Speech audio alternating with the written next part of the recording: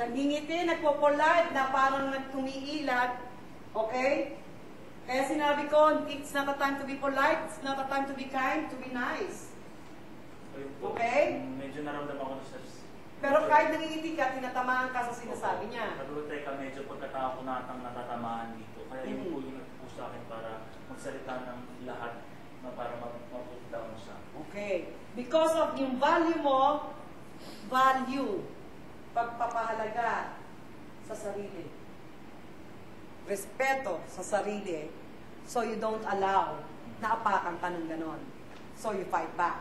Ikaw, how do you feel? Same way po. Pero yung lahat ng sinasabi niya, mostly totoo. Kasi in Direct Joey's class, palagi ako yung Kaya ako ganito katatag ngayon at naging top 6 ako dahil sa yung mga sinasabi ni Direct Joey sa akin na kahit pangit na, kahit totoo naman lahat, yun yung nakipagpatatag sa akin. Kaya lahat yung sinabi niya, di ba, sinabi na ni Direct yan sa dati sa akin, yun yung nagpapalakas sa akin, balik, yung sinasabi ko, mali ka, kaya kong gawin to. Kaya nandito ako ngayon.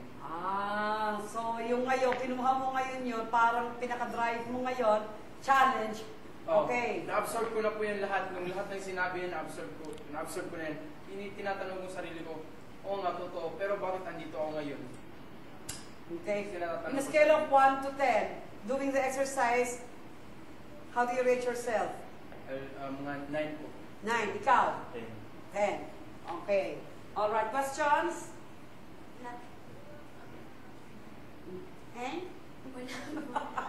Kayo natakot na, no? Okay. Naniwala ba kayo sa ginawa ninyo?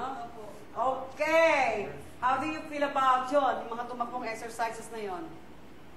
Nakakatulong po siya para mas lalo kang, para ano yun din, yung points mo, ano yung mga dapat i-improve sa sarili. So, nakakatulong siya. May apply mo siya, mababago mo siya, kung ano gusto mo gawin. Kung gusto mo, nasa sa'yo na yung i-improve. Okay. Alright. Feedback? What do you want to say, na Arnie?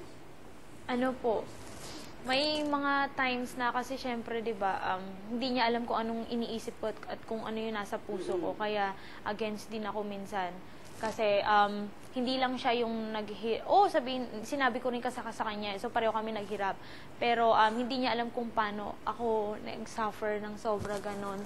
Kaya yun. Kaya ako nasabi na Grand Star Dreamer ako kasi yun, ganon. Okay. Nahirapan kayong mag-umpisa sa exercise. The first part was easy, yes. Yung admire, anong meron siya. And 100%, talagang naririnig ko yung totoong nanggagaling sa inyo. Sincero kayo talaga sa mga sinasabi niyong paghanga sa isa't isa. This part 2, nahirapan kayo, lalo na kayo. Nahirapan kayo. How did you feel yung bago mag-umpisa? Awkward or what? Awkward lang po. Awkward. Tinginan po kasi tapos parang... Okay? Kasi you have to claim it na ikaw ang mas superior, di ba? Because hindi talaga easy, lalo pangatangan ninyo, talagang may nakikita ka naman lamang niya, di ba? Advantage niya o strength niya. Pero kailangan nyo makita ano ang meron kayo. In the same way na siya, yung exercise ng bola kanina, may advantage na yan, alam mo, higanting to. Di ba? But, kumbaga ito, dahil baka sa bigat niya o sa yung movement niya, pwede mong unahan sa speed. Or style, or kinitian, or how to maintain it ng, di ba? Mga paraan. Kailangan ma-discover nyo, matuklasan nyo, by this time, dapat alam nyo na yon na baka nung una, tinatabi-tabi nyo na kasi nakakahiya naman, parang yabang ko naman. Pero kailangan meron kang ego. Yung ego lang ngayon talaga, ginagamit natin yan, okay? Pero hindi nang parang lobo. Wala rin. Kasi wala, hindi man solid. Wala naman laman talaga, hangin lang. Ito buo. Okay? Binubuo kayo and you have to believe. Maniwala kayo doon. At saka, you have to want it badly. You have to want to get it. Na maging mahalaga yung